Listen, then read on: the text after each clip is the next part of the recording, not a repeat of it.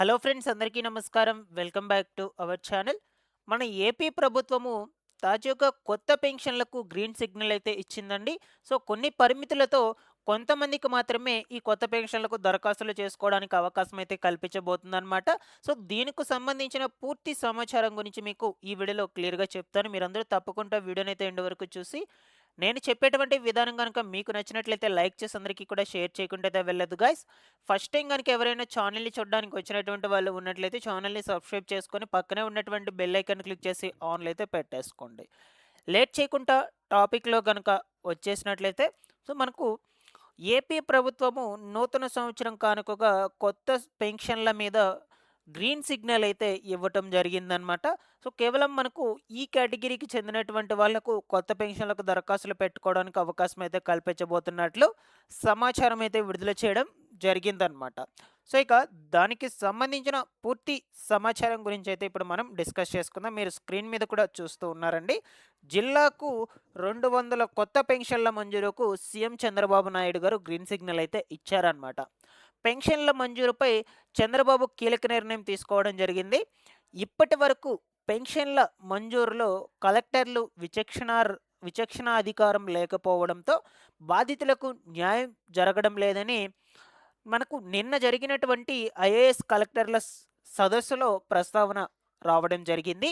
So, దీని మీద వెంటనే సీఎం చంద్రబాబు నాయుడు గారు జిల్లాకు 200 కొత్త పెన్షన్ల మంజూరు చేసేందుకు అనుమతి అయితే ఇచ్చారనమాట. ఓకేనా. సో, ఇక్కడ మనకు కొత్త పెన్షన్లు అనేటువంటి వాటికి అనుమతి ఇచ్చారు మంజూరు చేయమని. సో, ఏ కేటగిరీకి చెందినటువంటి వాళ్ళకో అనుమతి ఇచ్చారు. సో, వాటికి సంబంధించిన పూర్తి వివరాలు ఏంటి అని మీకు ఒక డౌట్ అయితే రావచ్చనమాట. సో, దానికి సంబంధించి కూడా ఇక్కడ చూద్దాం ఇప్పుడు. ఓకేనా. సో, ఏ కేటగిరీకి చెందినటువంటి వాళ్ళకు సంబంధించి కొత్త పెన్షన్లకు మంజూరుకు అనుమతి ఇచ్చారు అంటే దీర్ఘకాలిక వ్యాధిగ్రస్తులు, క్యాన్సర్ రోగులు, దివ్యాంగులు. ఓకేనా. ఈ 3 కేటగిరీకి చెందినటువంటి వాళ్ళకు మనకు కొత్త పెన్షన్లకు మంజూరు చేసేందుకు అనుమతి అయితే ఇచ్చారు ముఖ్యమంత్రి నారా చంద్రబాబు నాయుడు గారు. మీకు ఇక్కడికి ఒక క్లారిటీ అయితే వచ్చిందని అనుకుంటూ ఉన్నాను. సో, ఈ దీర్ఘకాలిక వ్యాధిగ్రస్తులు అంటే మంచానికే పరిమితమై ఉంటారు కదా. సో, కాళ్ళు చేతులు పని చేయకుండా మంచంలోనే పడుకొని ఉంటారు కాబట్టి అటువంటి వాళ్ళకు సంబంధించి క్యాన్సర్ రోగులు. ఓకేనా. క్యాన్సర్ వ్యాధి కలిగినటువంటి వాళ్ళు ఎవరైతే ఉన్నారో వాళ్ళు, దివ్యాంగులు, వీళ్ళు ముగ్గురికి ఈ 3 కేటగిరీకి చెందినటువంటి వాళ్ళకు కొత్త పెన్షన్‌లకు దరఖాస్తులు పెట్టుకోవాలని చెప్తూ ఉన్నారు మనకు అధికారులు. ఓకేనా. సో, ఇక మీరు ఈ పెన్షన్‌లకు దరఖాస్తులు చేసుకోవాలనుకుంటే ఖచ్చితంగా మీ దగ్గర సదరం సర్టిఫికేట్ అయితే ఉండాలన్నమాట ఒకటి. సదరం సర్టిఫికేట్ లేకపోతే మీకు పర్సెంటేజ్‌ని బట్టి ఏ పెన్షన్ అనేది రావాలి అనేది వాళ్ళు డిసైడ్ చేయలేరన్నమాట. సో, ఖచ్చితంగా మీరు అప్లై చేసుకునేటప్పుడు ఈ సదరం సర్టిఫికేట్‌ను యాడ్ చేసి అప్లికేషన్ ఫామ్‌తో కూడా రిమైనింగ్ డాక్యుమెంట్స్ అన్నిటిని కూడా యాడ్ చేసుకొని అప్లై చేసుకోవాల్సి అయితే ఉంటుంది. ఓకేనా. సో, కాబట్టి సదరం సర్టిఫికేట్ గనుక లేనట్లయితే మీరు అప్లై చేసుకోలేరు గైస్. రీసెంట్‌గా మనకు రాష్ట్రంలో సదరం స్లాట్స్ అయితే రిలీజ్ చేశారనమాట. చాలామంది కూడా పెట్టుకున్నారు. సదరం స్లాట్ బుకింగ్ చేసుకున్నారు. సదరం స్లాట్స్ బుకింగ్ చేసుకున్నటువంటి వాళ్ళకు ఈ యొక్క అసెస్మెంట్ రమ్మని వాళ్ళకి ఈ నోటీసులు కూడా జారీ చేస్తూ ఉన్నారనమాట. వాళ్ళకి అసెస్మెంట్స్‌కి రమ్మని నోటీసులు జారీ చేసినటువంటి ఆ అడ్రెస్‌లో ఏదైతే పెట్టుంటారో ఆ అడ్రస్‌కే వెళ్ళి ఈ వెరిఫికేషన్ అనేది పూర్తి చేసుకోవాలి. వెరిఫికేషన్ పూర్తి చేసుకున్న తరువాత కొత్త సదరం సర్టిఫికేట్ అనేది ఇవ్వటం జరుగుతుందనమాట. ఓకేనా.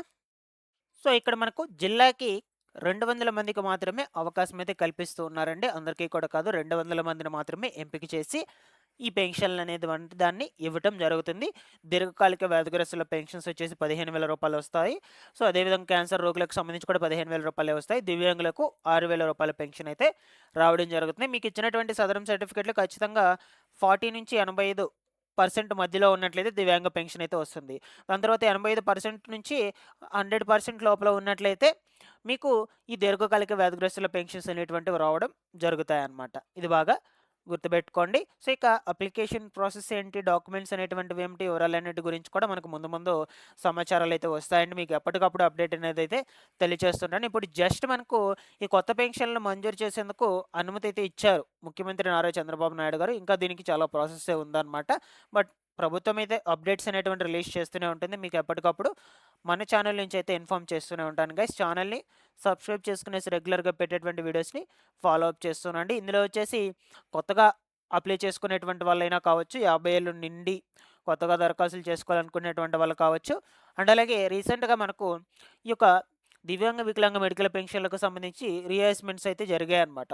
అప్పుడు కొంతమందికి పెన్షన్‌ల మార్పులు, చేర్పులు కూడా జరిగాయి. కొంతమందికి ఈ మెడికల్ పెన్షన్ అంటే దీర్ఘకాలిక వ్యాధిగ్రస్తుల పెన్షన్ వచ్చేటువంటి వాళ్ళకు దివ్యాంగ పెన్షన్‌లకు మార్పు జరిగాయి. దివ్యాంగ పెన్షన్స్ వచ్చేటువంటి వాళ్ళకు దీర్ఘకాలిక వ్యాధిగ్రస్తుల పెన్షన్స్ అనేటువంటి మార్పు జరిగాయి. ఈ విధంగా మార్పులైతే జరిగాయన్నమాట.